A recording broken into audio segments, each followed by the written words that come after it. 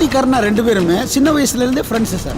അമ്പരപ്പിച്ച് ഉണ്ണി മുകുന്ദന്റെ ഗരുഡൻ ചിത്രം ശരിക്കും നേടിയത്.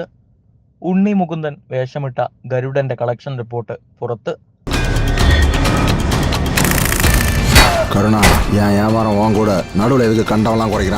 സൂരി നായകനായി പ്രദർശനത്തിന് വന്ന ചിത്രമാണ് ഗരുഡൻ. മലയാളത്തിന്റെ ഉണ്ണി മുകുന്ദന്റെ തമിഴ് ചിത്രമെന്ന പ്രത്യേകതയും ഗരുഡനുണ്ട്. இப்போ உனக்கு எனக்கு பிரச்சனை ஆயிடுச்சு. இப்போ எப்படி உங்ககிட்ட வியாபாரம் பண்ண முடியும்? ഇവൻ പേര് സ്വക്കൻ സാർ. ഇവർക്കൊപ്പം ഗരുഡനിലെ മറ്റൊരു പ്രധാനപ്പെട്ട കഥാപാത്രം അവതരിപ്പിക്കുന്നത് ശശികുമാറാണ്. സൂരി നായകനായെത്തിയ ഗരുഡൻ കളക്ഷനിൽ കുതിക്കുകയാണെന്നാണ് റിപ്പോർട്ട്.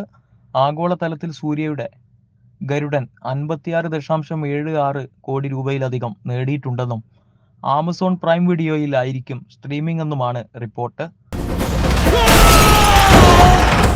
லிமிட்ல இருக்கிற கோம்பையம்மன் கோயில்ல ஒரு சின்ன வேலை இருக்கு, இவங்க கூட சேர்ந்து முடிச்சுக்கணும்.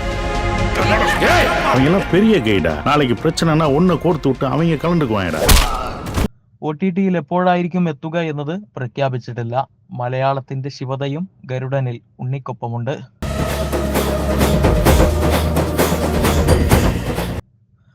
ദുരൈ സെന്തിൽകുമാർ സംവിധാനവും തിരക്കഥ വെട്രിമാരനുമാണ്. ലാർക്ക് സ്റ്റുഡിയോസും ഗ്രാൻസ് റൂട്ട് സിനിമാ കമ്പനിയും ചേർന്നാണ് നിർമ്മാണം. ഛായാഗ്രാഹണം ആർത്തർ വിൽസനാണ്. യുവശങ്കർ രാജയാണ് സംഗീതം. ഗരുഡൻ ഇന്ത്യയിൽ നിന്ന് 3 കോടിയിലധികം റിലീസിന് നേടിയെന്നാണ് സാസ്തിനിൽ നിന്നുള്ള റിപ്പോർട്ട്.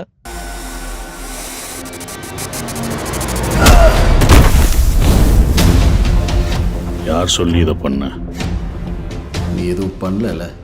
സൂരി പ്രധാനപ്പെട്ട വേഷത്തിലെത്തിയ വെട്രിമാരന്റെ തിരക്കഥയിൽ ഉണ്ണി മുകുന്ദനും എത്തുമ്പോൾ മലയാളി സിനിമാ പ്രേക്ഷകരും വലിയ ആകാംക്ഷയിലായിരുന്നു.